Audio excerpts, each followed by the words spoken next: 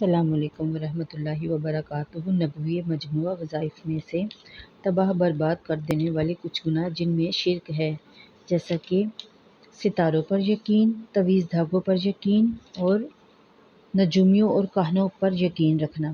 یہ بات یاد رکھیے، ایک مومن کا نجومیوں کی گمراہی پر یقین نہیں ہوتا، ان کی صداقت کا وہ ہمیشہ انکار کرتا ہے۔ اگر آپ کا اللہ کے رسول صلی اللہ علیہ وآلہ وسلم پر ایمان ہے، اگر آپ نبی مکرم صلی اللہ علیہ وآلہ وسلم کی نبوت اور رسالت کی گواہی دیتے ہیں، تو پھر آپ کو ہر صورت یہ ماننا پڑے گا۔ نجومی کے پاس جا کر اپنے مستقبل کا حال دریافت کرنا، اس کو ہاتھ دکھانا، اس کی بات پر یقین کرنا کفر ہے۔ ایسا کفر ہے جس میں کسی طرح کی تعویل بھی نہیں کی جا سکتی، جس میں کسی قسم کی کوئی رعایت بھی نہیں دی جا سکتی۔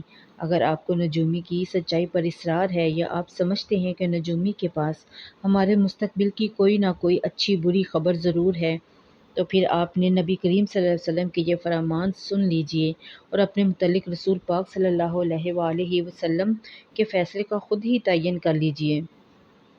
ارشاد نبوی ہے، جو شخص کسی نجومی یا کاہن کے پاس آیا، پھر اس کی کہی ہوئی بات کی تصدیق کی، تو اس نے ہر اس چیز کا انکار کیا جو محمد صلی اللہ علیہ وآلہ وسلم پر نازل ہوئی۔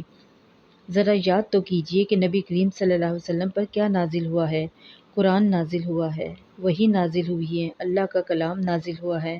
اب جو شخص قرآن کریم کا انکار کرے، وہ مسلمان کہلائے گا یا کافر؟ کیا کبھی کسی مسلمان نے کہا ہے کہ میں وحی الہی کا انکار کرتا ہوں، میں قرآن کا انکار کرتا ہوں؟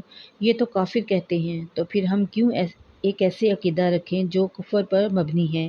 ہم نجومیوں کے پاس جانے اور انہیں جھٹلانے سے گریز کیوں نہیں کرتے؟ مزید سنیے، نبی کریم صلی اللہ علیہ وسلم نے فرمایا، جو شخص کسی نجومی کے پاس گیا اور اس سے کسی شے کے متعلق پوچھا، پھر اس کی تصدیق بھی کی، تو 40 روز تک اس کی نماز قبول نہیں ہوگی۔